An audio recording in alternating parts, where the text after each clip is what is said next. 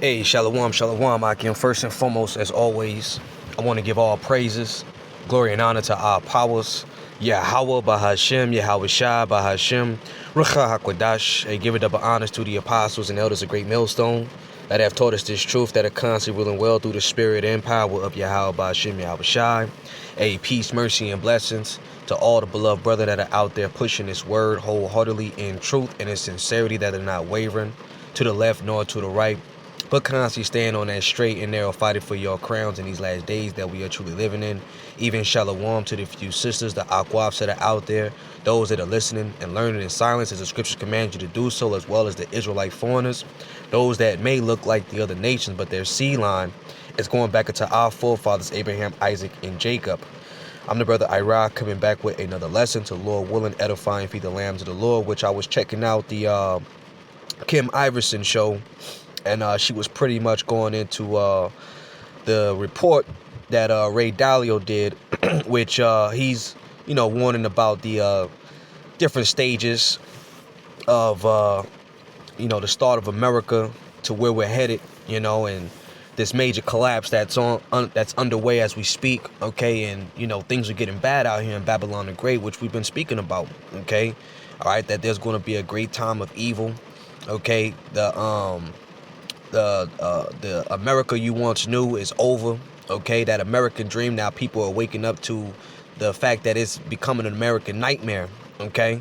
So she brings out, what he's going into, and there's some good points, all right, to know, okay? Because, see, we're close to all hell breaking loose, all right? The time of Jacob's trouble, okay? All right, in the scriptures, as the scriptures go into the prophecies, right? The prophecies say that though they tarry, wait for them, okay, because they're going to speak, all right, and we're in a time where these things are speaking, okay. So let's watch this. I'm gonna start it from the beginning, and we're gonna watch it a good length through. So let's check this out. So Ray Dalio, the guy who founded Bridgewater, which became the largest hedge fund in the world, has spent decades studying how empires rise and fall, not politically, financially, structurally, over hundreds of years. And he says something pretty sobering. He says we're likely in stage 6, maybe even early stage 7 of a 9-stage cycle that major world powers go through before their dominance fades and the system resets. Every dominant empire follows a pattern. He says in his article that he released, it's official, the world order has broken down. He says, in my parlance, we are in the stage 6 part of the big cycle, in which there is a great disorder arising from being in a period in which there are no rules. Might is right, and there is a clash of great powers. How stage 6 works is explained in detail in chapter 6, the big cycle of external order and disorder, in my book, Principles for Dealing with the Changing World Order. While I previously shared a lengthy set of excerpts from chapter 5, so you could see how what is going on in the United States tracks with the classic cycle explained in that chapter, I'm including all of chapter 6 here for you to review. And so he then publishes his chapter 6 there in the article, if you're interested in reading it, on X. But basically, what he says is that every dominant empire follows a pattern, and it begins with total victory. So, like after World War II, the United States wasn't just powerful, it was unmatched. In 1945, America produced roughly half of the world's economic output, half. We held 2/3 of the world's gold. Europe was rubble. Japan was ash. Britain was bankrupt, so we wrote the rules. We built the Bretton Woods system. We made the dollar the backbone of global trade. We created the IMF and World Bank. We formed NATO. We put the U.S. Navy in every major shipping lane on Earth. That was stage 1. Okay. So basically, the winner writes the rule book. Then comes stage 2, the golden era. The 1950s and 60s, what did we say? Manufacturing boomed, highways were built, the middle class exploded. One income could support a family, wages rose with productivity, the dollar was trusted, America wasn't just strong, it was stable. Now every empire has that moment. Britain had it after defeating Napoleon in 1815. The pound sterling became the global currency. The British Navy ruled the seas. London was the financial center of the world. But then comes stage 3. All right, and we're no longer in those days where you can make $30,000 to $60,000 a year and take care of your family, your household, okay? All right, those that are even making $100,000 are out here suffering, okay? And this is all by design, and it's all controlled, it's orchestrated. This is a demolition type of style, destruction of society, and it's only getting worse, okay? Like we've been saying that, they want the rage, they want the purge and activities to go on. They want the chaos, they want the violence, okay? All right, and they got to put the people's back against the wall to get exactly what they're, aiming for, okay? So they're cutting jobs, all right? There's more jobs being cut this year, as well as people are losing their houses, okay? The housing market is getting worse. Let's check a couple of these videos out before we go back to Kim Iverson. Let's check this one out. In January 2026, with a total of 40,534 closures, bloodbath deepens as banks seize 40,000 homes in just 1 month, and the pain is only beginning. 40,000 in 1 month. See what Tom's got to say about this. With the number of Americans losing their homes to banks rising for an 11th straight month, it's clear the housing crisis is getting worse rather than better. U.S. foreclosure activity jumped again in January 2026 with a total of 40,534 properties facing foreclosure filings, a 32% increase from the same time last year. Tom. So I've been talking about this year that this K-shaped economy we're in and what's happening with the consumer. When I talk about 1.26, we're almost at 1.3 trillion of credit card debt. That is stress on the consumer. That means he can't. And I want to just make this point that you have individuals that are out there that are using apps like Credit Klarna to buy, restaurant dinners. They're putting restaurant dinners on credit, okay? All right, and remember that thick clay, okay? That's how they rule over the people with the debt, So people right now, they're maxing out all the different avenues of credit. So that's not even going to help people real soon, okay? And this is why the scriptures, matter of fact, let me just grab this real fast, okay, in the book of Deuteronomy. Let me grab this in the book of Deuteronomy, okay? Because no matter what you do, no matter what outlook, whatever you want to call it, avenue you want to take, the only thing that you could do is return to Yahweh Ba'ashem Yahushai. All right, speaking to you Jakes out there, you so-called Negroes, Hispanics, Native Americans, and Seminole Indians, okay? This is Deuteronomy chapter 30 and verse 1. It says, "And it shall come to pass when all these things are come upon thee, the blessings and the curse," all right? And us as Israelites, we're under heavy curses, all right? So, yeah, we got these 9 to 5s to help us get by, all right? But we're out here struggling, okay? As the scriptures say that we shall have holes in our pockets. We shall be subject unto these payments, okay? So it's harder out here for us than the other nations that are here in America, okay? Talk about the self-proclaimed white man.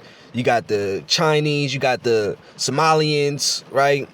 You got different nations that are here, but they're not suffering like Israelites are out here suffering, okay? Because they're not under the curses, all right? So it's really through Yahweh Ba'ashem Yahushai, which is keeping us afloat to be able to get by day as we receive our daily breads, all right? But a lot of you Israelites out there, you don't acknowledge the mercies of the Lord, you don't acknowledge the mercies of Yahweh Ba'ashem Yahushai, okay? All right, the scriptures say that the Lord loadeth us daily with benefits, okay? And you still don't know him, all right?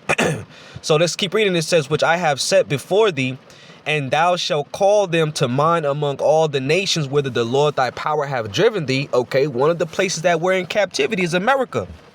America is spiritually known as Babylon the Great, or the daughter of Babylon, the place of confusion, okay?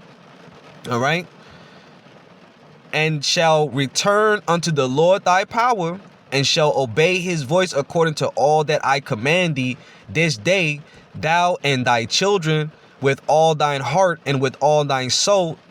It says that then the Lord thy power will turn thy captivity and have compassion upon thee, and will return and gather thee from all the nations whither the Lord thy power have scattered thee. All right. So we're in a time where Yahweh Ba'Shem Yahushai is raising up the elect of the children of Israel. Okay.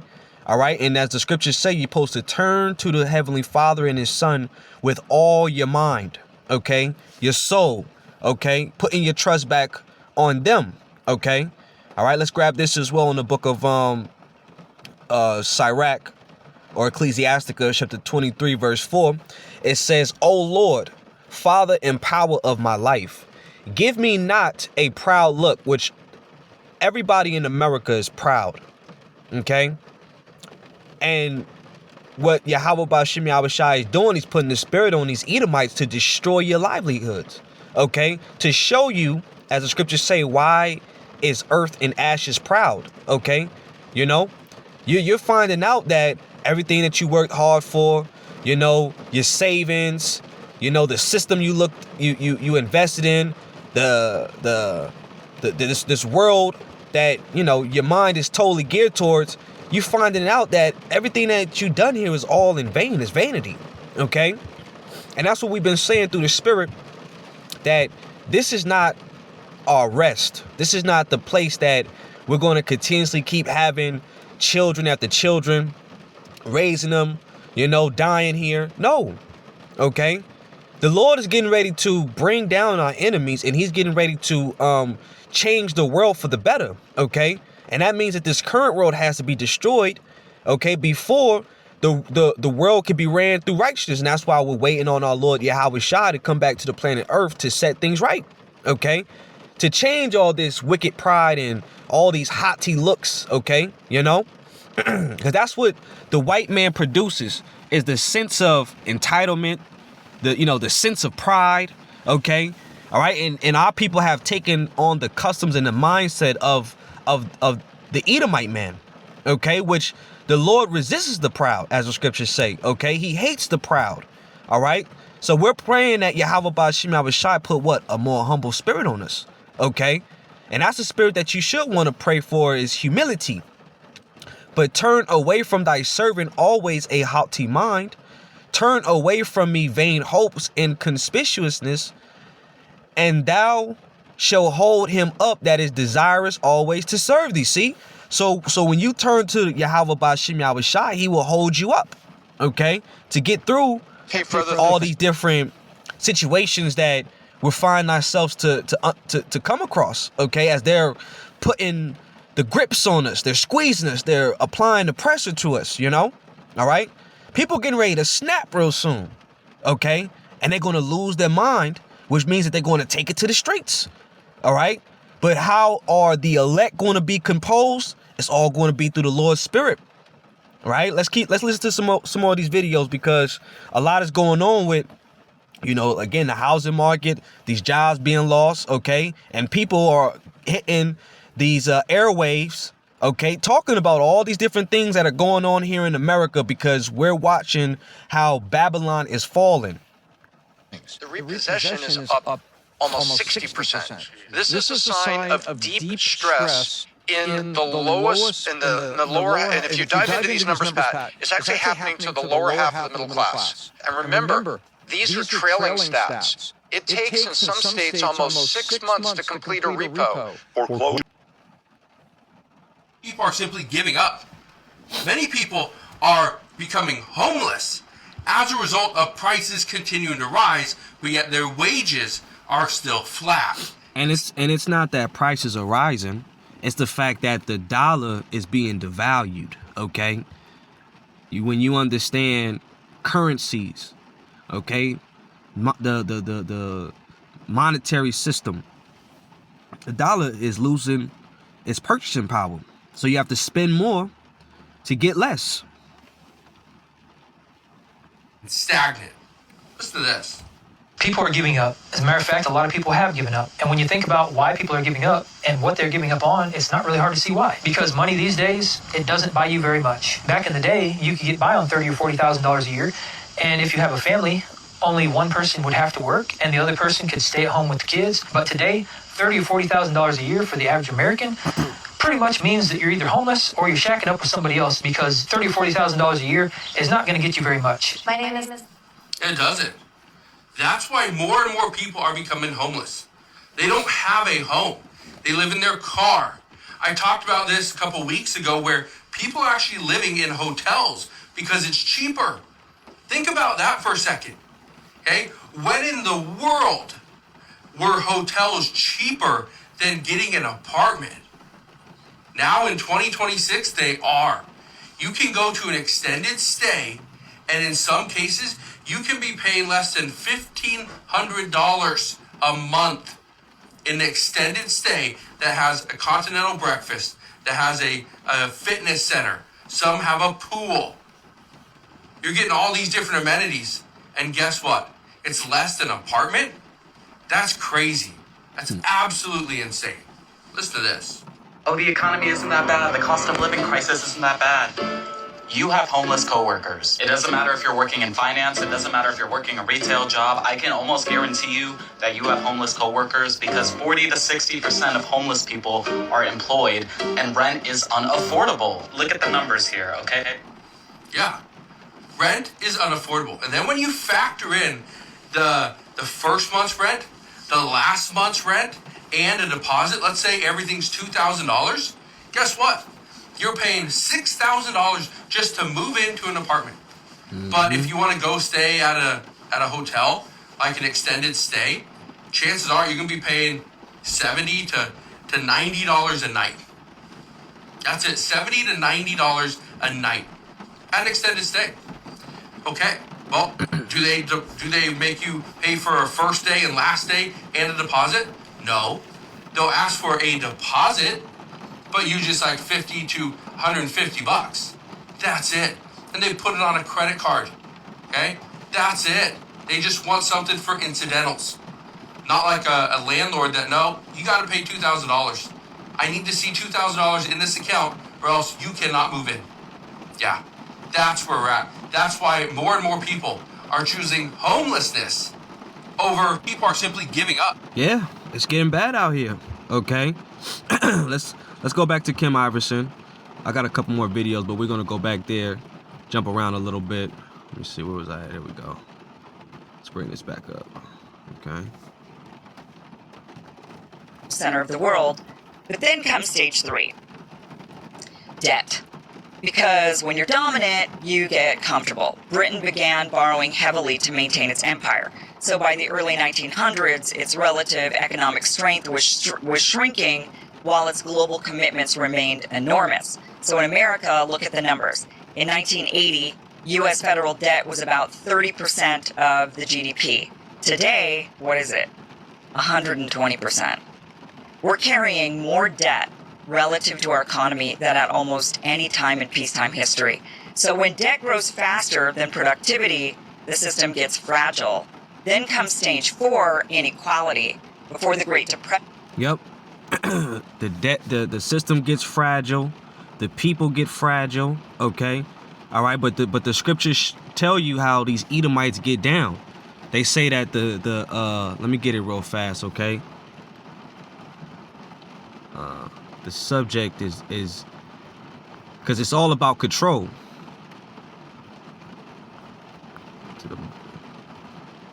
That might be this right here. No. Bear with me, Akim. Bear with me. I believe it say the subject is lended to the borrower. Okay, here it is, right here. Proverbs 22:7. It says, "The rich ruleth over the poor, and the borrower is servant to the lender." Okay, so they got everybody living their life, okay, based off this credit-based system. Okay, all right, and everybody's under heavy debts. Okay, and that's how they rule over the people. All right, and we've been saying this, that now they want to make the grips even tighter by doing a system change, by destroying this current system, okay, and bringing about this digital one to where you ain't gonna have no control over nothing in your life. Okay, you shall own nothing and be happy, as you heard them say in the WEF. You heard that out of Cotton Swab's mouth. You know, Yuval Noah Harari speaks about you shall go, your days of going to the store buying what you want are over. Okay, they want to put you in 15-minute cities, right? They want to surveil you under the skin, read your brain thoughts. All right. So this is where we're headed, into this new so-called brave world, which is going to be a technocracy running over the people. All right. So they have to destroy this current system, and it's taking time. Things take time. But as they're destroying it, look how much the people are becoming oppressed. OK, squeezed upon. OK, you getting juiced right now. You know, let me get this real fast. Also in the book of Habakkuk. All right. I want to just get, matter of fact, I got to go to the blue letter to bring this one out. Close that. You know, go right there. Let's get this real fast. This is the book of Habakkuk chapter 2. Okay, we're going to get straight to the point. Habakkuk chapter 2 verse 6. It says, shall not these take up a parable against him, and a taunting proverb against him, and say, woe to him that increaseth that which is not his? How long? And to him that ladeth himself with thick clay. Okay, and that's the reason why they have to go to war. We're in a time where war is constantly being talked about, because see, they need to take more of these resources, you know, to be able to run the next infrastructure that they're building, right, you know, all around us. Okay, you know, you're hearing about these data centers that's, you know, drying the land out because it's consuming all the water. Okay, you know, all these things that they're building take resources. All right, and so now they're making war with all the different countries and nations. Okay, and that shows you that the prophecies that are written in this book, all right, they're faithful and true, because we're coming in a time where they're getting ready to mass microchip the people. Right, World War III is getting ready to pop off. I think they're sending more those air carrier ships closer to Iran, you know, and Vladimir Putin is already saying, you mess with Iran, you messing with us. Okay, and we're not going to take it lightly what you doing over there in Iran. Okay, so we got a lot to look forward to when it comes down to these prophecies. We almost out of here. Okay, let's get this word thick clay, because it goes back into the Hebrew word ibatyat. You know, let me grab that real fast. Okay, because this is how they get you, is through the debt. And you look, oh, I'm sorry, that's the wrong word. It's locky. Here it is, thick clay. Ibatyat, all right, which means weight of pledges, heavy debts. Okay, when you look at the debt, let's matter of fact, let's just Google it real fast. Let's Google it real fast. All right, what's the America's debt? What's America's debt right now?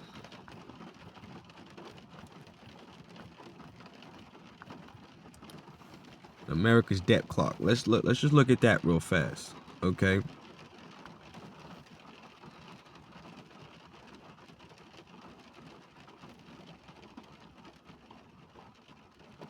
Let me see. Let me go to another one. Let's check this one out.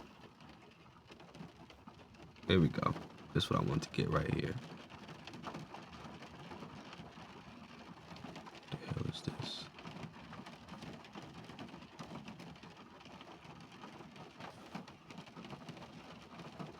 Bear with me for a second. Bear with me for a second, okay? Trying to get this off the screen. Hold on. All right, so if you see it right here, it says the U.S. National debt is $38 trillion in debt, okay? All right, so America itself is already in debt, okay? All right, so everybody in America is under some type of heavy debt. Okay, and it's only gonna keep getting worse. That's why we keep saying, let's get this real fast as well, right? In the book of Matthews, chapter 24, in verse 21, it says, for then shall be great tribulation, such as was not since the beginning of the world to this time, no, nor ever shall be. Okay, and when you look up the word tribulation, it goes into the Greek word thlipsis, dealing with the pressure, okay, that is being applied to the people as we speak. So let's watch some more of this video with Kim. Okay, let her explain. I'm gonna let her explain through it. Ray Dalio warning of the collapse. Okay, because this collapse is getting ready to catch, everybody that's not paying attention off guard. Fragile. Then comes stage 4, inequality. Before the Great Depression, the top 1% in America owned over 30% of the nation's wealth. Speculation was rampant. Then the market collapsed nearly 90%. And today, the top 1%, again, owns roughly 1/3 of total wealth. Housing is unaffordable for millions of people. Asset owners soared during the last decade of money printing. Wage earners struggled to keep up. So when people feel locked out, resentment builds. Then we get to stage 5, institutional decay. Weimar Germany in the early 1930s saw trust collapse. Political violence became normal. Hyperinflation wiped out savings. Extremist parties surge. Late Rome, political assassinations, factional warfare, loss of faith in the Senate. And today, large portions of, we're seeing that same exact thing, that large portions of people are just believing that the elections are rigged, that media is propaganda, that courts are politicized, and that the other political party is an existential threat. Now, you don't have to agree with those perceptions. You just have to acknowledge that they exist. So that is late cycle behavior, according to Ray Dalio. Now we move on to stage 6. And this is where he says we're really, when kind of look at these stages, we're more at early stage 7. Both parties want you to believe they're working for the people, but let's be honest, Washington is bought and paid for.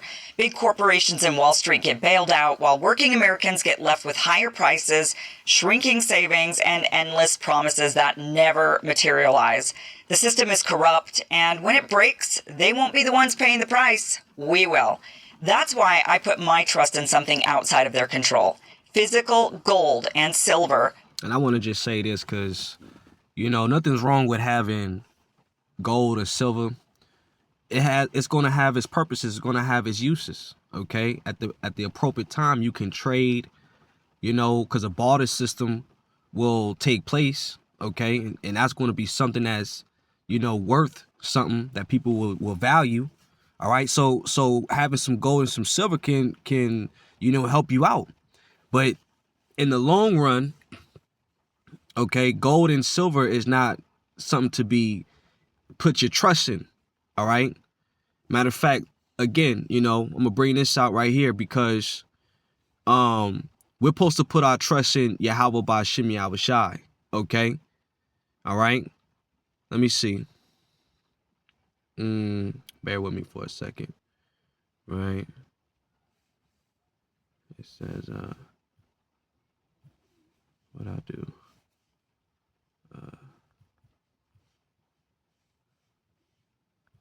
Turn.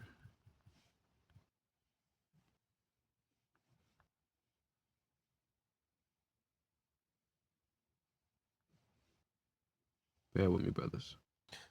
All right, here we go, brothers. This is Sirach chapter 17, verse 24. It says, but unto them that repent, he granteth them return and comfort those that fail in patience.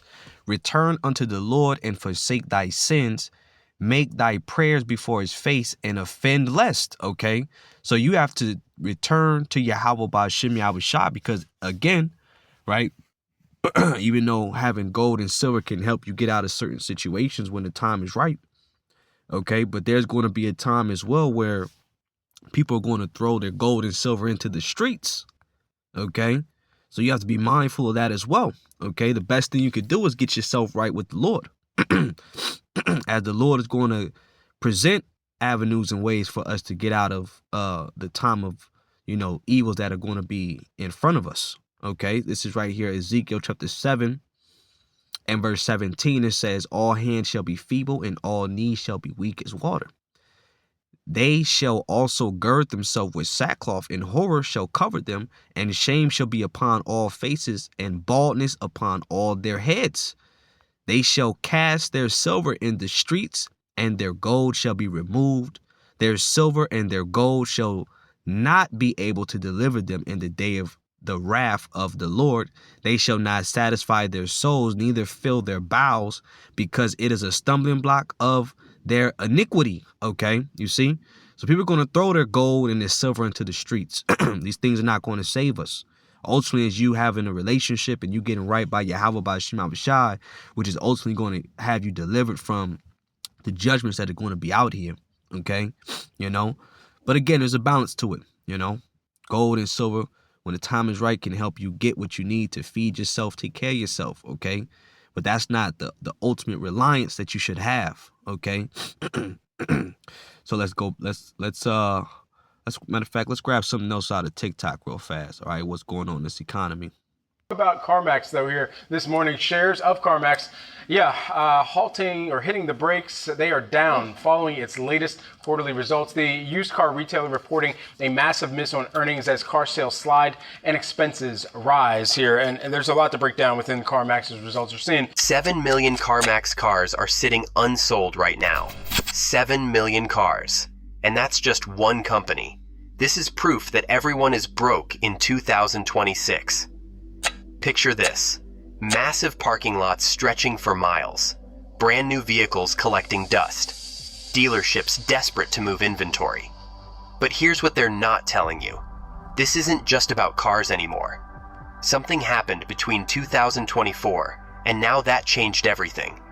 The average American went from car shopping to barely surviving. Credit scores are tanking. Loan rejections are through the roof. And the scariest part? The people running these companies saw this coming months ago, but stayed silent. While you were going about your life, a financial earthquake was building beneath your feet. So here's the real question. If nobody can afford a $30,000 car anymore, what else can't they afford? And how long before your paycheck stops covering the basics too? CarMax's latest filings paint a very different picture than the headlines suggest. As of the first quarter of fiscal 2026, CarMax held $3.62 billion in used vehicle inventory, roughly 230,210 units, waiting on lots across the country. That's up 9% from the year before, and far from the fantasy of 7 million unsold cars. Still, the scale is hard to ignore. Company reports show employees shuffling cars just to make room for more arrivals, with some lots so packed that test drives require moving a half dozen vehicles out of the way. So you got CarMax that's, not selling cars, as well as, let's get this one as well. As many of you know, GM just shut down production as 900,000 unsold trucks sitting on dealers' lot.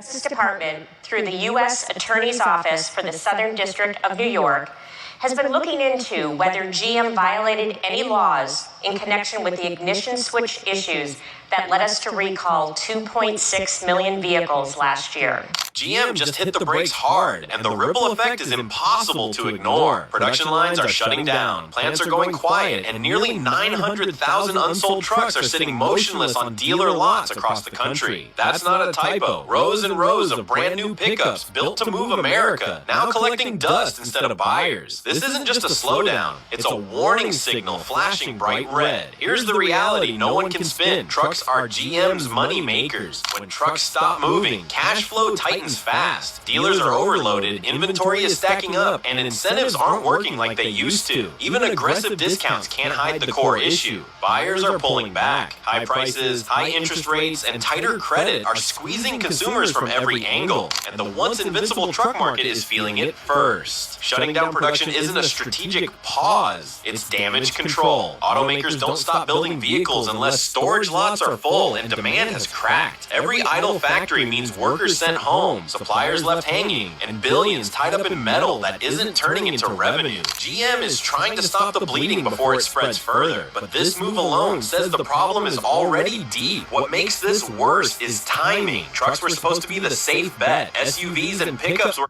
So you got from the housing market crashing, jobs are constantly being lost, right?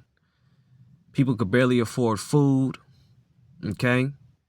So on all different angles, you know, it's just a squeeze and everybody's getting hit. Nobody can afford these things no more. Okay? All right, matter of fact, let's watch this one as well, too. Let's watch this one. The system is rigged against the American worker, and the American dream isn't available anymore to the American worker. You're working at a job where they're transducing your most valuable resource, your time on the planet, into a wage that's so low that it's not even worth your time. And then you're being taxed on it. And worse, they take half of it out before you ever get it, only to return it to you after taxes a year later as inflation has whittled it down. Then they actually take more out and put it into a so-called retirement fund that actually has zero tax benefit in your 401k. Then you get the full value of your money? No, there's sales tax that goes against it, there's property taxes, and then with what we have left, they've conned us into watching media that tells us that we can have the dreams and the wealths of avarice if we just invest in a market that's designed to steal the money from us. Oh yes, and we're in a graduated tax system, which means the more money you make, the more you're taxed. Does this sound like there's some kind of wealth benefit in having a job in America? The system is rigged. All right, so everybody's starting to, you know, wake up to the corruptness of Babylon the Great, okay? You know, which, hey, like my man Gerald Salente always says, he said, when the people's backs are against the wall, the people lose it, okay? So that's what we're getting ready to see. People getting ready just to lose it, okay? Let's just take it to the streets, all right? Which is all going to be Bible prophecy. Okay, matter of fact, let's do this real fast. Second Ezra's 15. Let's get this in the G&T. Okay. All right. Let's do this.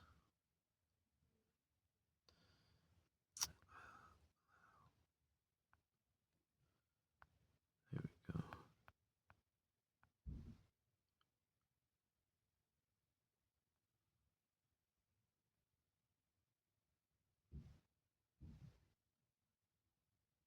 There it is right here. This is 2nd Ezra chapter 15 in the G&T. In verse 14, it says, the world and the people in it are doomed. The war that will bring their destruction is very near. Nations will arm themselves and fight against other nations. There will be great political turmoil with one group trying to overpower another and gain control. Okay. All right. Which is the reason why I'm bringing out that, what was it? The report from Dalio. Okay. All right. Because that's what it ultimately leads up to. All right. Is these nations fighting each other. Okay. And going to war, World War III, which is going to be the last and final war. All right. But as these things are ramping up, you're seeing how the people are being affected. Okay. Because all these things that Esau is doing is affecting the people. Okay. So that means that there's going to be internal war. Okay, and that's what we're seeing right now, especially with these Epstein EP files coming out, right? A lot of these politicians are being hunted down, okay, right? So evils are multiplying all around us, man. It says there will be great political turmoil with one group trying to overpower another and gain control while ignoring the legitimate government. There will no longer be free access to the cities, okay, which we're seeing how Esau's putting martial law out there, you know, and they're getting ready to enact, you know, martial law to, you know, cover these major cities, you know, entrances, exits, okay, you know, peace troops. All right, we're going to start seeing these things out here on the roads, man, okay, military tanks. All right, America is going to be a war zone. It says, because the struggle for power will bring destruction, terror, and total confusion wherever people live. Driven by famine and terrible suffering, people will assault their neighbors and mercilessly plunder their possessions, okay? You see, that's the type of times we're coming into, because once the system halts, right, there's no truckers on these roads. There's no exports, imports coming in and going out. That means that there's going to be less and less food and resources for people to have. So people are going to turn on one another. All right. And it's going to be bad out here. Okay. You know, So what's your only hope to get through these type of times is to turn to Yahweh Ba'Shem Yahweh Shai. The scriptures say, seek ye the Lord while he may be found. Okay? All right? Because Yahweh Ba'Shem Yahweh Shai is not going to always be accessible. Okay? And he's accessible now through what? His prophets. Okay? But again, the Lord is going to take his words off the street corners. He's going to take his words off the internet. And you're not going to have no access, those that have refused his calling. All right? And we're coming close to those times, man. You know? Well, I'm at the 40-minute mark.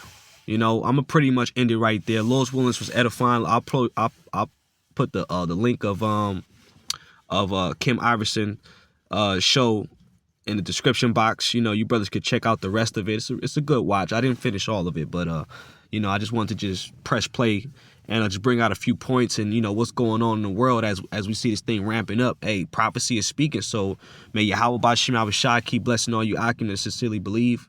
All right. And we almost out of this thing, man. Kwam Yasharala and a ball. Shalom.